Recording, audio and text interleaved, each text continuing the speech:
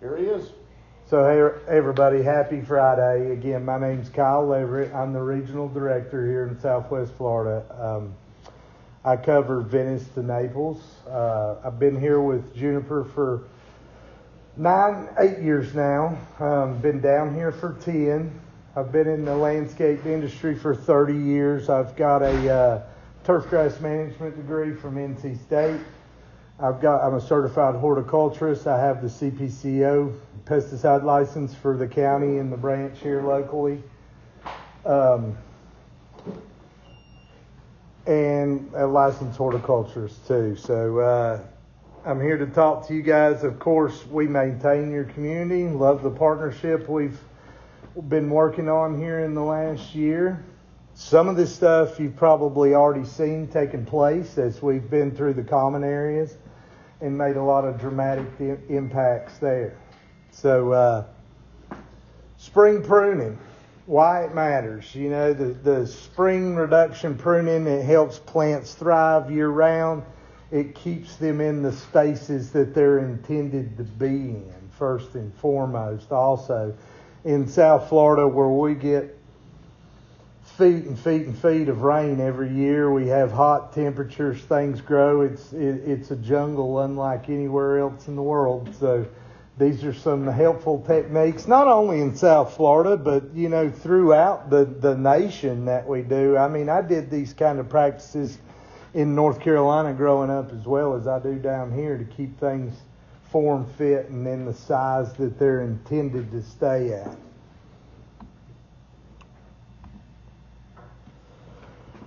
What is reduction pruning?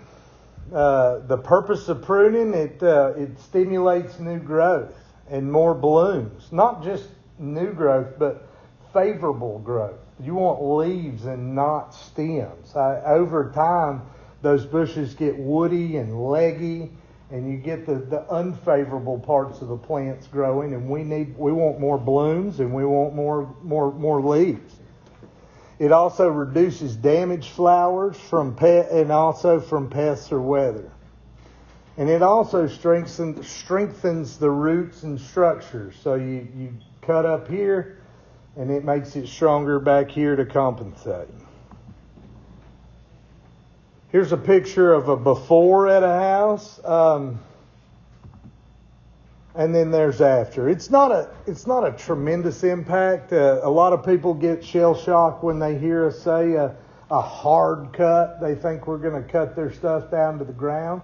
That's not the case. We just need to take considerable amount to start all over so that those down there, you know, on the screen on the shot on the right, those areas that have become leggy and woody because they couldn't get air and sunlight into them, now can grow back to the way that we intend them to be. Scheduling now. Why is spring the ideal time? It removes winter damage. It prepares plants for Southwest Florida's heavy summer rains and storms. It reduces the risk of uprooting smaller flowers and trees. And this is most of our targeted species. Everything has a different pruning technique, and some of these here are some of the things that thrive the most. Collusia should have been in that category too, as we're doing some dramatic hard prunes with them as well. The deal with Collusia, you kind of have to, the prune process is so impactful that the best way to do it is to take a considerable amount, because you're going to break an egg there anyway. I mean, so just let it go and then cut it whenever you're ready for that impact. Pruning proper timely fertilization equals thriving, vibrant landscapes year round. It helps with healthy root and growth. And we begin pruning April to June. Now, to be clear, reduction is good any time of the year. This is a little subjective. In a perfect world, if we could reduce every plant between April and June before those summer rains started, that would be ideal. But it would take millions of hours and thousands of guys to accomplish this. So we try and do what we can in April to June, and then throughout the year and in the wintertime and stuff, we can always target other species at the time to make those reduction prunings so we can get around and do everything we need to do through the year. The challenge is in the summer, once you start getting feet of rain every month, you can't keep up with just the routine maintenance of pruning, let alone doing this winter or springtime cleanup stuff. That's why we recommend to do it in the winter and in spring. Again, here's a before and an after. So we had, you had to cut back a little bit, but the end result is you got a much thicker mass, you got thicker leaves, you got more leaves, and you got some flowers in there. I'd like to encourage some more flower growth, but that's pretty good there. Proper shrubs and hedge techniques. Again, this is subjective. Pruning shrubs after they bloom. With the hibiscus, a lot of people, they say in the spring, they're beautiful, they're blooming, but they also are growing leggy at the same time. But a lot of people, oh my God, don't touch my hibiscus, don't touch my hibiscus. But the reality is, if we don't, they'll die. So, they'll get so tall, so leggy that they're not going to be productive plants. So we do, in a perfect world, again, we try and do everything to meet those flowering standards, but then sometimes we have to make some aggressive cuts to compensate those flowering seasons. Trim hedges with a wider base for even light exposure. And hedges have a hard outline of foliage from the top of the hedge to the ground. They should be clipped while the new growth is green. This is actually here in your community. There's a row of hibiscus hedges, and then here's where they are after. And again, that's going to bring the sunlight in. That's going to add more favorable flowers. Let the green grow in the middle instead of having all those voids underneath. It grow it all together like it should.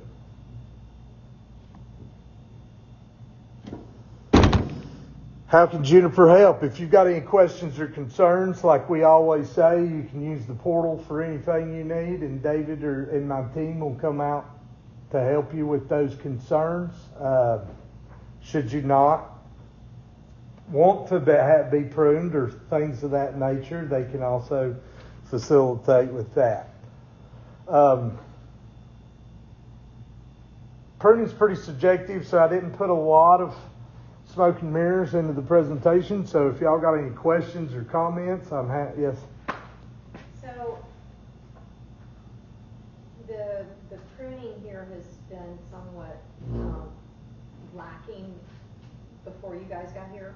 Yeah. So my question is, do any of the shrubs get to the point where they have not been pruned properly, that pruning them now is just going to make them look horrible and they're never coming back, or they'll die?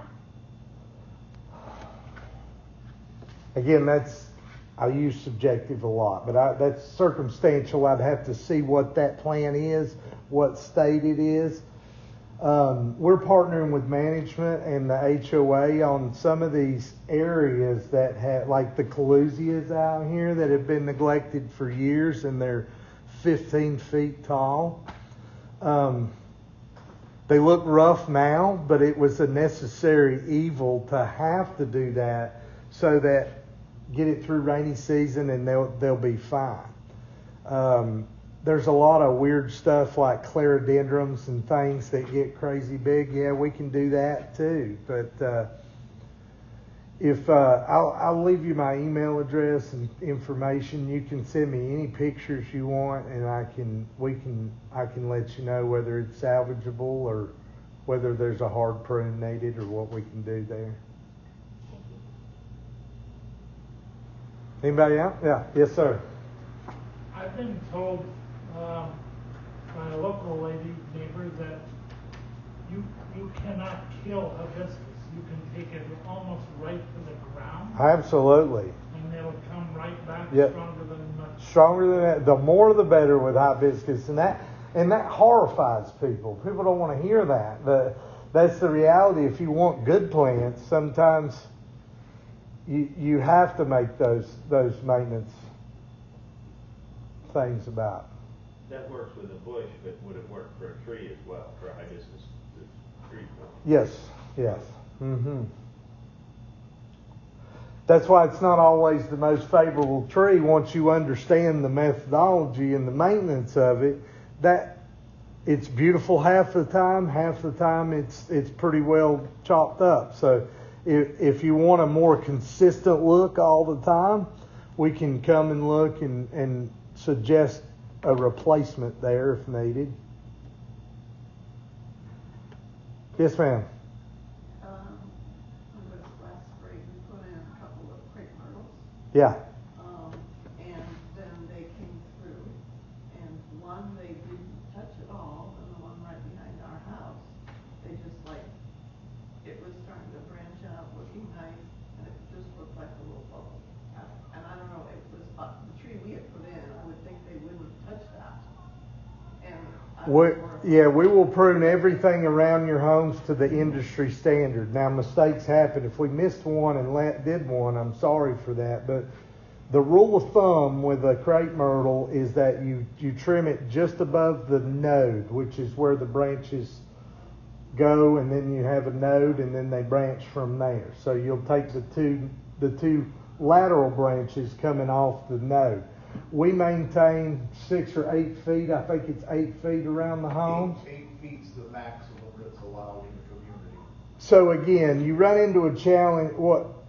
We're maintaining something at 8 feet. I can let it grow to that next node of 12 feet, but now it becomes an out of contract service to you. So yeah, we cannot touch that. Let it grow above, which are still beautiful. If you've ever go down Martin Luther King going downtown, they maintain theirs 12 to 15 feet, but you got to have a bucket truck to come in and trim it at that point, and extra ladders, and we don't have the liability to go that high with our base crews. So we're standardizing that at the base node right there at 8 feet. We can let it go more at your request, but that'll be at a cost to you to do so. So how would we designate that we don't want a particular bush or tree trimmed at all? That would only be regarding trees and stuff, but you would make this, open your portal, and typically in this community, it's an all or nothing circumstance, I'm pretty sure, isn't it, David? It's you can't selectively say, I don't want you trimming this shrub, but I want you to trim this one over here, because that's going to be too difficult to manage.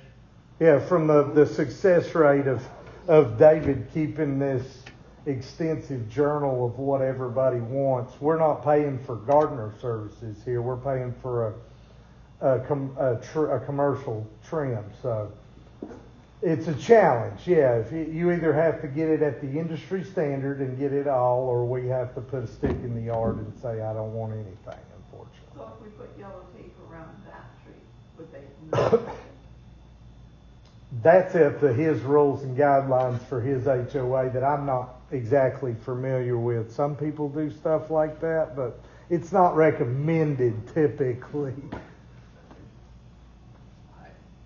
If you put tape around it, let me back up. If you wanted to try something like that, you would have to do it when they're coming through your street, because you would get a violation for leaving that tape up for a long time. So if you know they're coming on your street, you can try that. I do know that there are some residents that when they come through and trim, they will go out and talk to the head of the crew and say, can you leave that bush over there as is? I'll take care of it myself.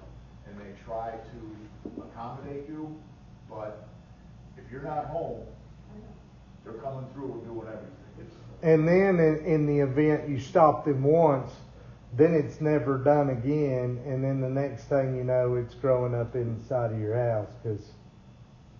And then you have homeowner turnover. The house gets sold, one homeowner wants one thing, and then it goes to a new homeowner, and they don't understand why their bushes aren't being and cut. that has happened where a homeowner said, I don't want you touching my yard.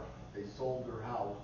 The new homeowner comes in and goes, Says, why aren't you touching my "How come yard?" you cut my grass? They keep skipping my house. And it's like, well, you were on the list that says, your home was on the list that says don't touch it. Well, So, we have to add that to the new owner's guide. so, I mean, there are, mistakes are gonna happen, but they try to keep them to a minimum, and they're willing to work with you, but that's why we say it's all or nothing, because unless you're out there when they're coming through and you can say, leave that alone, they're gonna trim everything. Do we have a date for this, hard trimming of individual properties, not the common area? Or when you're gonna start certain streets or areas? That is more of an Alberto and David question. I'm not exactly the boots on the ground or as familiar with day to day, but I would recommend to them at the homes that David pick one species every go round. Let's do firebush next time, and let's just do the firebush, and we'll do the firebush at the homes, or let's just do jasmine or something, and target one species per When they rotation. come through to do the bulk, they're gonna concentrate on the hibiscus. There you with go. a hard trim. This time. Yeah, the next time they come through, because they pretty much have finished trimming everything on the property. So, For two reasons. So it's not that impactful, and for production, of course. I mean, you're talking taking a whole truckload per home if we did everything, and it would be very impactful too to see. Yeah, it would look ugly. Yeah. You do one plant. So we do one species per rotation, so we can kind of methodically get through the in process. approximately 6 weeks, they'll be coming back through, and you have hibiscus on your property, they're gonna do a hard trim. Bushes only, the trees. Bushes, hibiscus bushes. Hibiscus bushes, I can show you. Oh, So you're going to send another. right there on the right. That's kind of the effect. I will have them send an email out when they're getting ready to start to remind everybody involved that they're coming through and they're gonna be concentrating on the hibiscus for the hard trim. That would be very helpful. On the hard trim of hibiscus, how high does that leave them? Is that like 4 feet there? Right there. Hard to tell in the picture. I'll go back to the other one, the first slide. Right there's some hibiscus. That's a hibiscus hedge at a home. Okay. You see how it was up at way above the windowsills, and we got it down there a little below, but still gave you 2 to 3 feet. 2 to 3 feet at least of foliage there. So basically you're gonna cut out 2/3 of it? Is that what it is really? Maybe a half. About half? It depends. It depends on the bush. I mean, Okay. you see these collusia out here that are 20 feet tall. We're taking them down to 5. So That's it's circumstantial on the plant. But Normally, right. the rule of thumb for a normal trim is a 1/3 rule. Whether you're cutting grass, cutting bushes on a tip trim, on a normal prune, but then once a year, you need to really get in there to get less of that wood. You're wanting to cut the wood off so you get more leaves and flowers per inch of bush. So it's gonna go in this way plus height, width and height. Typically, Okay. depends on species. Sometimes collusia, you don't want to be so impactful on that plant. Sometimes you might want to just take the top this time, and then come back in 3 months, and then just take the sides, so it's not just sticks here and there. Has to have some green to be able to heal itself. Yeah, photosynthesis, of course. Air, water, light, and you need the green you got to have some leaf to absorb that carbon dioxide and transpire the oxygen. Yes, sir. Now you're doing the hibiscus in 6 weeks. Then is there another 6 weeks for a different type of? Sure, it would be the firebush or something of. So it's every 6 weeks. Every cycle that we come through, we'll identify one species that we're going to attack. And the association will send an email out that they're gonna do I a will hard make cut of sure- that particular species. I will make sure that That'd the be great. residents are notified. That'd be great. Thank you, David. Then we'll have to look up what that species is. That's why I have that in my yard. Firebush, bougainvillea, hibiscus, wax jasmine. Those are your main culprits. Collusia. Now, I will say that if you see what plant it is and you're not sure, it's out on our website under the landscaping tab. There's a link to What we're allowed to have. every plant that is allowed in the community. Okay. And those not allowed also. I think there's a list of things that are not allowed. Make sure you do it. Put all the bad ones in. And I can't tell you enough to use the portal, junipercares.com. Do we have QR codes in the office? I don't know. If not, I can drop some off. I don't think so. I know we talked about that. Yeah. I don't think we ever got any. I doubt if we use QR codes, we're all too old. I've got refrigerator magnets that with a QR code. I mean, well, sorry, a lot of husbands aren't allowed to have refrigerator magnets on the refrigerator speed. But if you were, The toolbox in the garage. there you go. It's got a QR code on a refrigerator magnet with the Juniper logo. I'll take one of those. Okay, well, I'll order some and get some out here if you're able to stick them to anything without getting in trouble. Yeah, Bob. I'm good. You raised your hand. I have a unrelated or related question. To Yes, sir. hard cutting. I don't know what kind of grass it is, but the tufts of grass, there's several different types. And Decorative ones. Then yeah. when they come through and cut it, they have, well, we've only been here 2 years, but since we moved in, they've been cutting it off a foot off the ground, and the plants are all dying. I got them to stop doing that in my yard, but our neighbors' yards, they're all dead. I have pictures of them. And ours are healthy. That's that's where they're cutting them off at, and they're doing it at least once a month.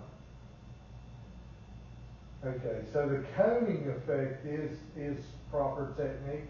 These are too far. So I'll let Too far and too often, I think. Yeah, 3 times a year is No, they do more it. than enough. They do it for every grass. couple weeks. This is what our yard looks like, because I got them to stop doing that, and I trim them myself, about a third, whenever they get kind of leggy. And Yeah, the crazy thing about those, they'll turn brown, and Yeah. you think they're drying up and dying. It's actually a mite. So what you have to do to control the mite is you have to trim the bush. So when that turns brown, let me know, and I'll trim it and spray it. Well, ours didn't turn brown, but the neighbors all died. But you know what? You see them get Yeah. all brown looking and weird, and you think, oh, they're drying up and dying, and they're not. It's not an irrigation issue. It's a pest issue. But the only way to get to the mite is to trim all the greenery off and then treat the ball. Typical, you want to cone that. A lot of people go in and ball it off, but if they'll just go around it, and make a teepee out of it, that's a proper pruning technique of that grass. Oh, really? Yeah. So you want to leave a little green just barely coming out the top, so you don't scalp that bud there that's in there.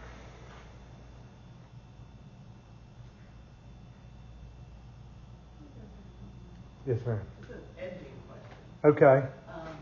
But when they edge a property, like we resodded along our front sidewalk where it comes around the front. And when they put the bricks in, there's a little concrete thing that goes down, the sod goes on top of that. Well, they just keep edging and edging and Farther and edging. farther out. So entire concrete showing, no grass. And every time they come, they just go a little farther into the yard. It's like, It's like they trim to the edge of the grass rather than the edge of the hardscape. They keep moving the grass back into Yeah. the huge mulch area. I will definitely identify with that with David and his team. At the same time, I hate to beat a dead bush, but if you'll keep going, take a picture, put it on junipercares.com, and David or Herman will be out and make sure that we work on moving that needle back in for you. Yeah, we just put a ticket in, I think it was last week, because it's not out by our, it's not the cement that's starting to show, but what's happened is that they keep increasing the mulch beds. And so we have almost no grass in parts of the yard. And that creates erosion especially in the issues. back. Yeah. It's quick. So we took pictures and put a ticket in, and it's only been like a week, but That's probably our common A, training, and B, the number one thing we hear company-wide, statewide, is the edging. And guys are trying to do their job. They're going through the motions. Oh, I've got to do this edge, and I've got to do this edge, and I've got to show something, and I've got to show that I'm doing my job week after week. And we have quarterly rodeos, we call them. We have training rodeos where we go through this and we tell these people,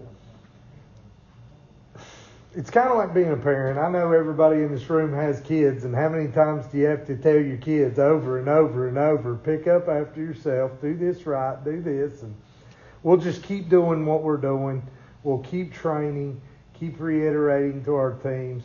I appreciate the feedback, and any tickets, you guys, the tickets are a great way of holding us accountable and measuring that you can, especially if you say, oh my God, I put this same ticket in 3 times and look at this. Then I can hold David accountable as the manager for not moving that needle. what do you want to tell them you don't want them to edge? Again, we can't check, go back to what David said. There's all or nothing with service, and I think there's all or nothing. We do offer Roundup, right, or pesticide. Yes, if you don't want Roundup used in your yard, you will get a reflector put in the yard that indicates no Roundup. Right. If you don't want trimming, you'll get a reflector in your yard indicating you don't want any trimming done. And they're different colors, because I have a red and a blue, but I don't know which is which.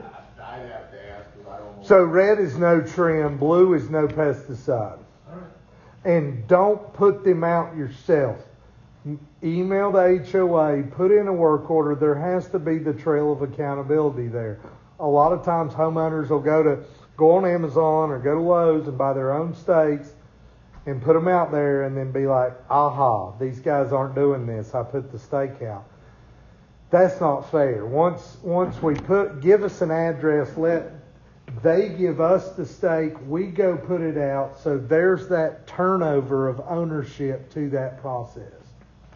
Yeah, we think we're trying to help by putting the stake out, but you don't have a paper trail. No, I have no idea. So that person's going, they might see it, they might not. But if I hold their hand, if Herman holds their hand, takes them out, they put the stick in the yard together and say, don't do this, then they've had that training as we put the stake in the ground.